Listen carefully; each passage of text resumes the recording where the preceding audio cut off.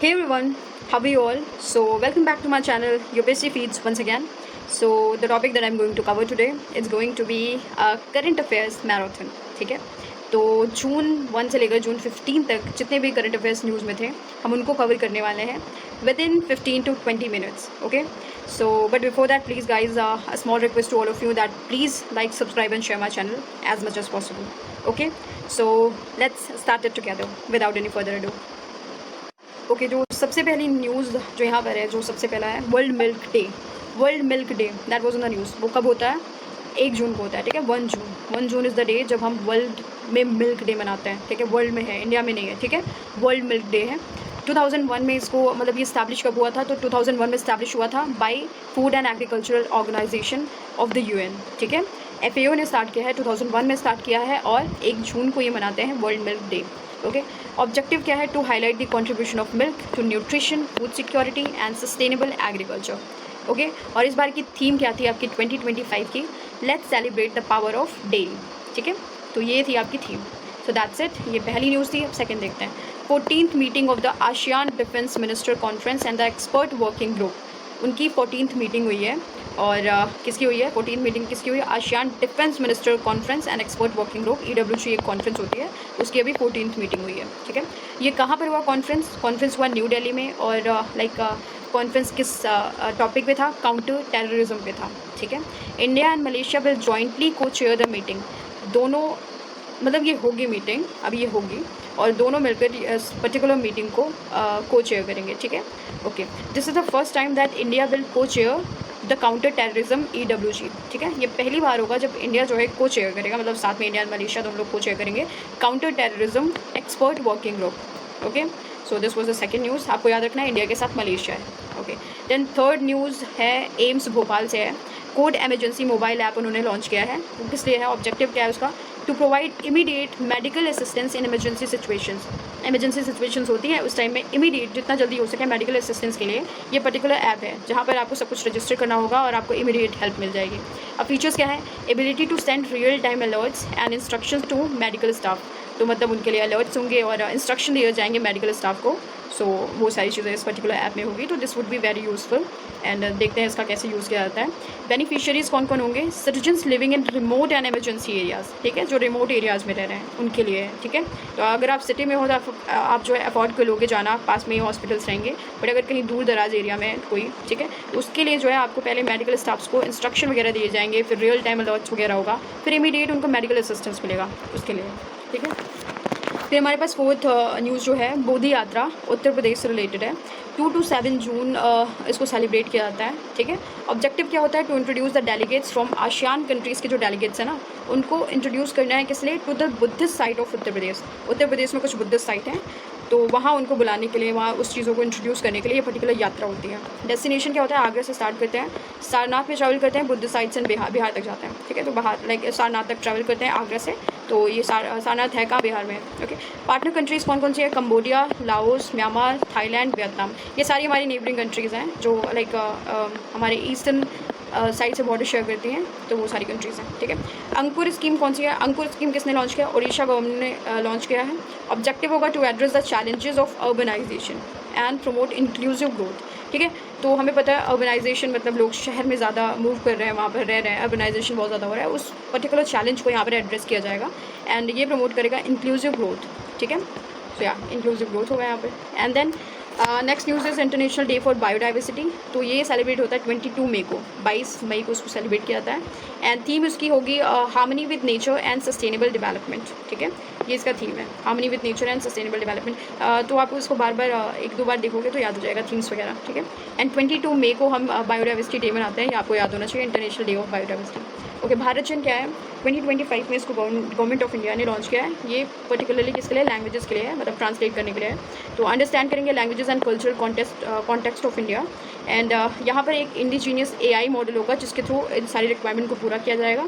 And providing AI services in Indian languages. समझ रहे हो आप? तो इसमें क्या होगा कि आपका मतलब जो भी लैंग्वेज चाहे, जिस लैंग्वेज में आप बोलना चाहते हो उन सारी लैंग्वेजेस को चेंज करके इंडियन लैंग्वेजेस में चेंज कर देंगे. ठीक है, इंग्लिश है, रशियन है, व्हाटएवर लैंग्वेजेस है, वो सारी लैंग्वेजेस आपकी AI के थ्रू इंडियन लैंग्वेजेस में चेंज हो जाएंगे. ठीक है, अभी क्या है कि brand ambassador of ODI India के कौन बने? नीरज चोपड़ा बने. ठीक है, याद रखना है आपको. And global India of the year 2024 Sadhguru जो है इनको global Indian of the year 2024 बोला गया है, ठीक है। प्रोवाइड किया गया by Canada Indian foundation and Sadhguru founder, आपको पता है Sadhguru is the founder of Isha foundation, तो इस वजह से इनको मिला ये title global Indian of the year 2024। Sadhguru donates prize money जो उनको मिली थी उन्होंने डोनेट कर दिया किसमें, कावेरी कॉलिंग प्रोजेक्ट में। That's a good thing here, like donating money. Okay, world bicycle day, bicycle day कब होता है आपका, 3 जून को होता है। देखो 1 जून को आपका मिल्क डे हो गया, ठीक है, 3 जून को आपका बाइसाइकिल डे हो गया, ठीक है। अगर अच्छे खासे मतलब आप दूध पियोगे खूब ज़्यादा न्यूट्रिएंट आपको मिलता रहेगा, ठीक है, आपकी बॉडी में अच्छा खासा मिनरल ये सारी चीज़ें रहेंगी, तो क्या होगा कि आप अच्छे से साइकिल वगैरह चला लोगे। तो आप याद रखना 1 दिन गैप करके उसके बाद 3 तारीख को आता है, ठीक है, 3 जून को आता है bicycle day. Okay, cycling for sustainable future theme थी इसकी, ठीक है, declared by the UN in 2018। Okay, then अभी नाइटिंगेल अवार्ड मिला है, इसको मिला है प्रेसिडेंट द्रौपदी मुर्मू जी ने प्रेजेंट किया है, और मतलब इन्हीं को मिला है बेसिकली, प्रेजेंटेशन इन्होंने किया है, ठीक है। इसमें तो इतना ही लिखा हुआ है बट आई थिंक इन्हीं को मिला है। ओके, डिस्क्रिप्शन क्या है, the award was given for outstanding contribution in health sector में अच्छा खासा कंट्रीब्यूशन के लिए मिलता है, ठीक है। इंडिया का पहला AI सेज ये कहाँ पर है, नावा रायपुर छत्तीसगढ़ में है, ठीक है, याद रखना है आपको। AI will promote research development and innovation. Okay, so okay, basically SEZ क्या होता है ये आपको पता होना चाहिए। It's a special economic zone, ठीक है, इसका फुल फॉर्म होता है स्पेशल इकोनॉमिक जोन, और इसकी लोकेशन कहाँ है, छत्तीसगढ़ में, आपने देखा नावा रायपुर में है।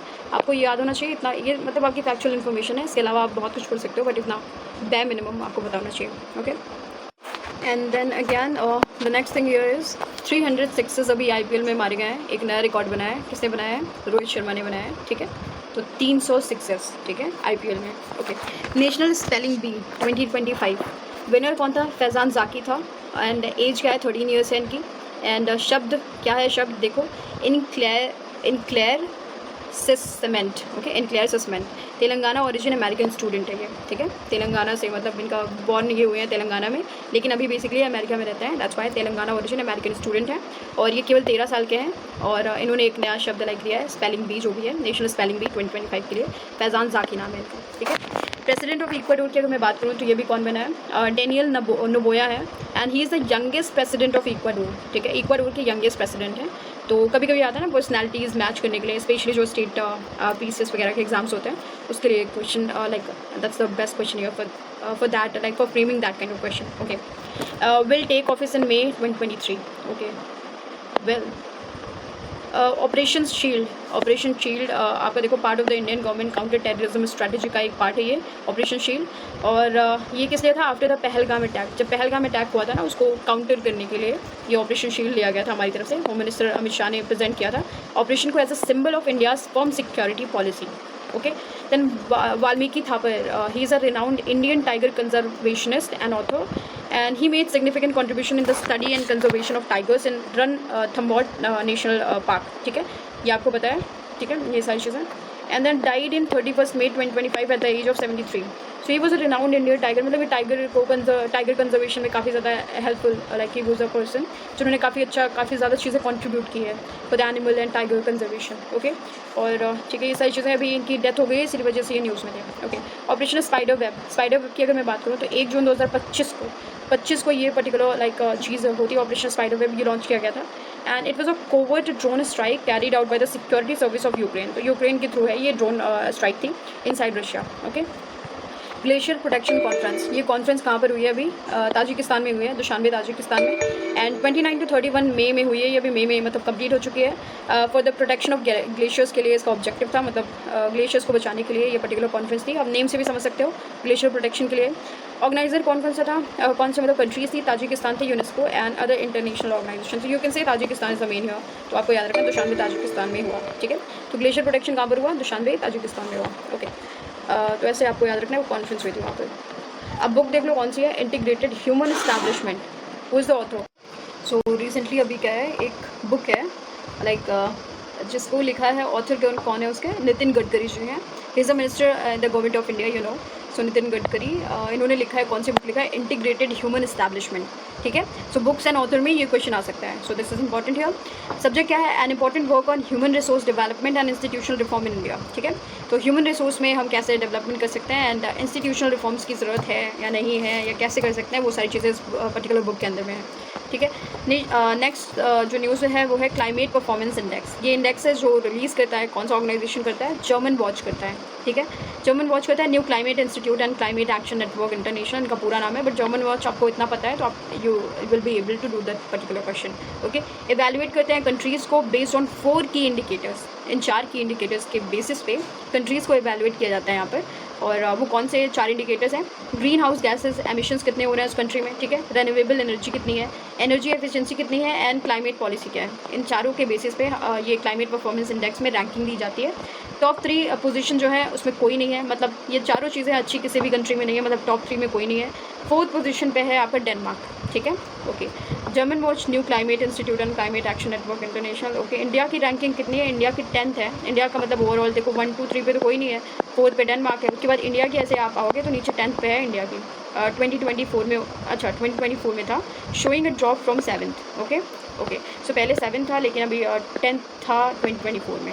सो आप देख सकते हो कि कुछ ड्रॉप हुआ है उसकी वजह से, ओके। ग्लेन मैक्सवेल की अगर मैं बात करूँ तो ही इज़ अ क्रिकेटर हैं, ये ऑस्ट्रेलिया से हैं। इन्होंने अभी अपनी रिटायरमेंट अनाउंस कर दी है, that's why this particular person was in the news. He captain the Washington freedom team in 2025 major league cricket, इसमें इन्होंने captain as a captain work किया था, okay. Commander in chief of the Andaman and Nicobar command, ठीक है। Andaman Nicobar command में commander in chief अभी किसको बनाया गया है, दिनेश सिंह राणा को बनाया गया है। ही अज्यूम्ड ऑफिस, कब इन्होंने ऑफिस को अज्यूम किया था, जून 1 2025 में, okay. So next thing, okay that's it. आपको पता है 1 से 15 जून तक जितनी चीज़ें अभी इंपॉर्टेंट थी, जितनी चीज़ें न्यूज़ में थी, हमने उसको कवर कर लिया है with in 12 to 13 minutes, okay. So please guys like, subscribe and share my channel as much as possible. That's it, what I needed and what I need right now, okay. So yeah, we'll meet again in the next video. Bye bye.